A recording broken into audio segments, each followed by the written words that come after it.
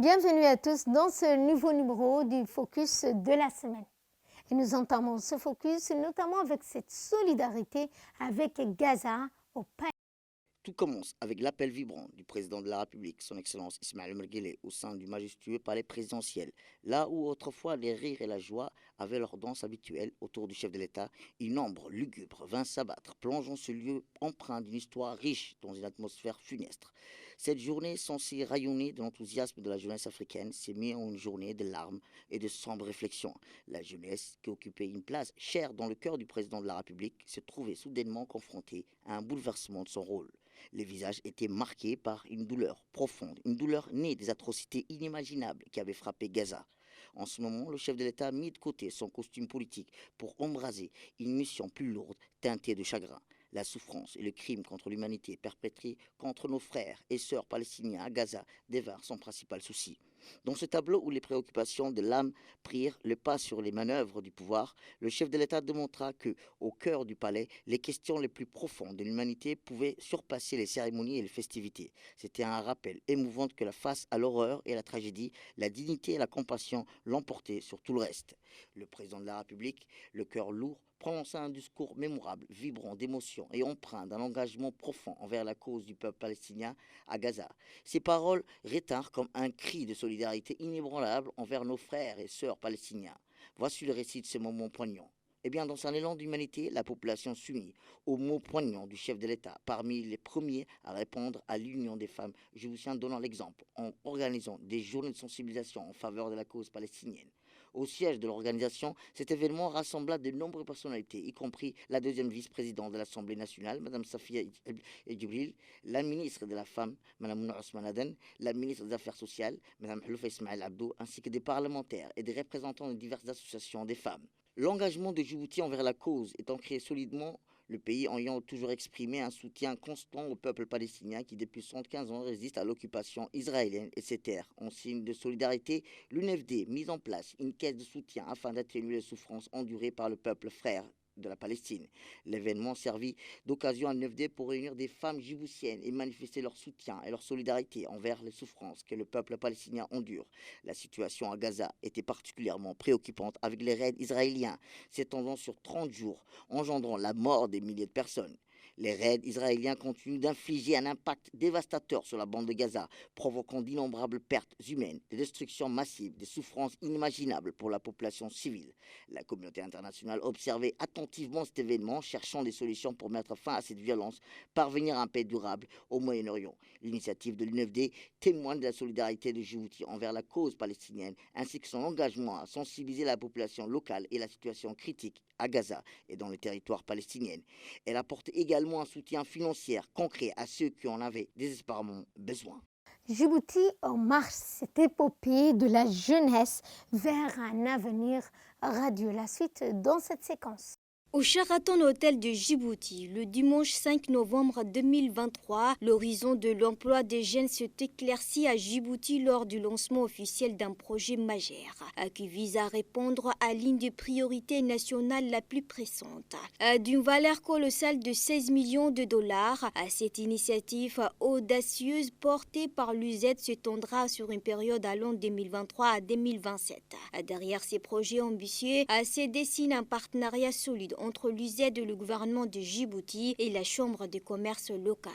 L'objectif central est de faire progresser de manière significative l'emploi des jeunes en renforçant le programme de formation et en œuvrant la voie à la création d'emplois durables. Car de cette démarche, l'accent est mis sur l'insertion professionnelle à long terme de jeunes djiboutiens, une collaboration étroite étant envisagée avec le secteur privé local américain et international. De ministres, des émissaires de l'UZ, de capitaines d'industrie, le moment le plus émouvant de la journée a sans doute été la mise en lumière de témoignages poignants de jeunes qui ont déjà bénéficié des programmes précédents. Ces projets visionnaires s'inscrivent parfaitement dans la politique de l'emploi du gouvernement djiboutien en reflétant un engagement ferme envers la jeunesse du pays. En transformant le défi de l'emploi des jeunes en véritable opportunité de développement économique et social, ce partenariat entre l'administration population djiboutienne, l'UZ promet de transformer radicalement la vie des jeunes tout en insufflant un nouvel élan à la croissance économique et au développement de Djibouti. C'est une étape historique, une promesse d'un avenir plus promoteur pour la jeunesse dynamique de Djibouti et pour la nation dans son ensemble. Ces partenariats stratégiques ne fait que confirmer le rôle central de Djibouti dans la région en tant que phare d'opportunité pour les jeunes en quête d'un avenir radieux. Nous allons parler également de cette politique de décentralisation à Djibouti, un atelier majeur pour valider le plan de développement régional. La suite dans ce commentaire. La politique de la décentralisation à Djibouti a récemment pris de l'ampleur, en suscitant un intérêt croissant pour l'amélioration de la gestion des affaires locales et le développement régional. C'est dans cette optique que le ministère de la décentralisation a collaboré de manière étroite avec l'Union européenne, qui a joué un rôle prépondérant dans l'élaboration de cette optique du développement régional. Cet atelier a rassemblé les principaux acteurs de la décentralisation à Djibouti. Parmi les participants figurent de représentants de l'État au niveau régional, le préfet qui joue un rôle clé dans la mise en œuvre des politiques gouvernementales, ainsi que le président des conseils régionaux, des élus locaux qui sont au cœur de la gestion des affaires de la région respective. Les membres éminents du gouvernement étaient également présents pour donner de l'éclat à cet événement significatif. L'objectif central de cet atelier était de créer un espace de délibération stratégique en vue de la validation du plan de développement régional, un document essentiel pour l'avenir des régions de Djibouti. Cette démarche met en avant l'importance de la coordination entre les différentes strates de l'administration du niveau local au niveau national. La participation des préfets revêt une importance particulière car ils sont les acteurs clés chargés de mettre en œuvre les politiques de l'État au niveau régional. Et les présidents des conseils régionaux, quant à eux, ont apporté leur connaissance approfondie des besoins spécifiques de la région respective. La validation du plan de développement régional à Djibouti est une étape cruciale dans le processus de planification car elle garantit que les ressources et les initiatives sont alignées sur les priorités locales tout en soutenant les objectifs nationaux. Cette collaboration étroite entre les différents échelons de l'administration en partenariat avec l'Union européenne s'inscrit dans la quête d'un développement régional harmonieux et équilibré tout en prenant en compte les particularités de chaque région de Djibouti. Elle met en lumière l'importance de l'engagement international de le renforcement des politiques de décentralisation en faisant de Djibouti un acteur clé dans la région en matière d'autonomie régionale et de développement local. La Banque centrale, cette success story de l'éducation financière combinée à l'excellence bancaire. Donc, vous allez découvrir tout de suite la suite dans ce commentaire. La cérémonie récente de remise des trophées aux promotions 2019-2023 de l'Institut technique de Banque de Djibouti est un témoignage éclatant de l'engagement de Djibouti envers l'excellence financière. En collaboration étroite avec l'École supérieure de la banque, la PCDE a créé l'UTP pour répondre à ses besoins spécifiques en matière de formation tout en contribuant au développement du secteur financier dans son ensemble. Sous la direction visionnaire du gouverneur de la Banque centrale de Djibouti, Ahmed Ousmane, l'UTP a joué un rôle clé dans la formation de futurs cadres bancaires du pays. Les étudiants changés qui ont suivi des formations pointées de l'école supérieure bancaire ont acquis une compréhension profonde de vacarme du secteur bancaire, le préparant à relever le défi du monde financier en constante évolution. L'école supérieure de la banque, familièrement appelée l'ESB, a également fait preuve d'un engagement indéfectible envers l'éducation financière en Afrique. Depuis plus de 30 ans, l'ESB travaille main dans la main avec la Banque centrale de Djibouti pour former et certifier des cadres hautement qualifiés, répondant ainsi aux besoins du secteur bancaire et financier sur le continent. L'école supérieure bancaire n'est pas seulement un acteur local, mais également un pilier de l'évolution du secteur bancaire en Afrique.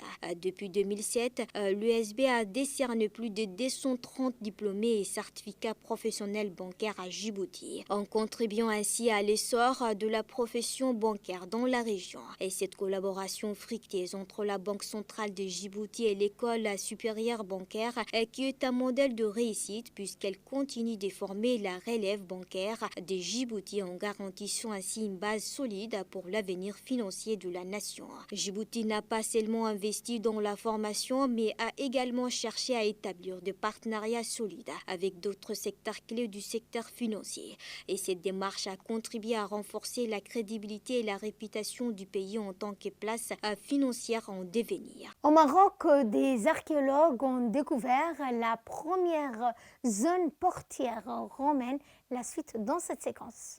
Ces nouvelles découvertes ont été présentées par des chercheurs de l'Institut national des sciences archéologiques et du patrimoine du Maroc. Elles ont été effectuées sur le site de Chela, qui est classé au patrimoine mondial de l'UNESCO et couvre une superficie de 3,15 km², soit presque 5 fois la taille de Pompéi. Les archéologues estiment que cette région a été colonisée à l'origine par des Phéniciens et qu'elle est devenue un avant-poste essentiel de l'Empire romain entre le 2e et le 5e siècle. Les fouilles ont révélé que de briques avec deux inscriptions néopuniques, une langue antérieure à l'arrivée des Romains au Maroc. Le site de fouilles principal a été fermé pour rénovation en raison de la pandémie et les archéologues travaillent sur son extension depuis le mois de mars. Et cette empreinte, y compris le site élargi présente récemment, est encore plus grande que celle de Volubilis, de ruines très visitées situées à 179 km à l'est de Rabat.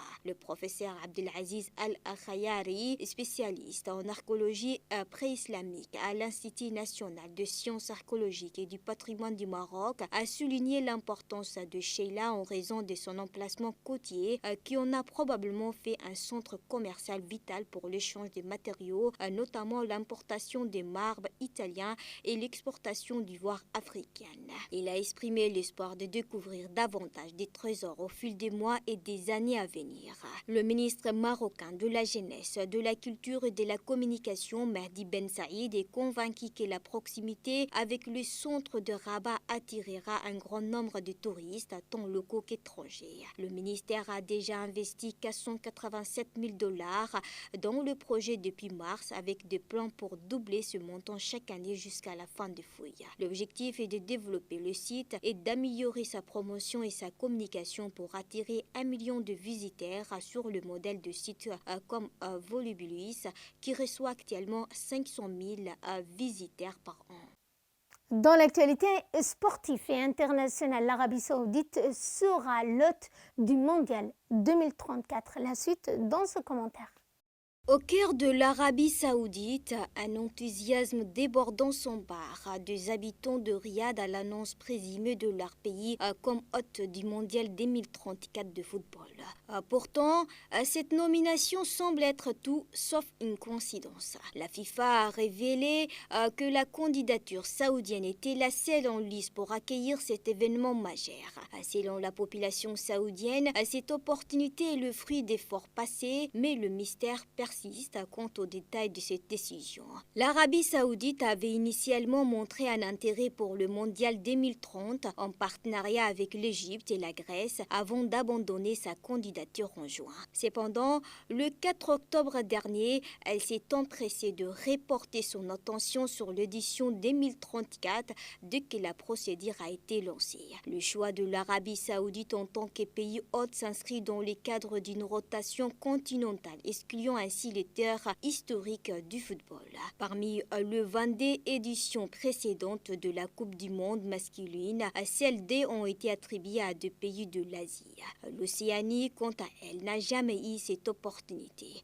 Pendant ces temps, l'Australie, candidate malheureuse pour les éditions masculines de 2018 et 2022, a également jeté l'éponge. Tout cela soulève des questions sur les motivations derrière la nomination de l'Arabie Saoudite. En coulisses, l'Arabie l'Arabie Saoudite a renforcé son championnat en attirant des stars internationales du football telles que Neymar, Cristiano Ronaldo, Sadio Mané et Karim Benzema. Une manœuvre qui pourrait suggérer de liens entre cette acquisition des talents et la nomination controversée du pays en tant que futur hôte de la Coupe du Monde. C'est sur ce point que ce focus touche à sa fin. Merci à vous de l'avoir suivi. Excellent week-end à tous.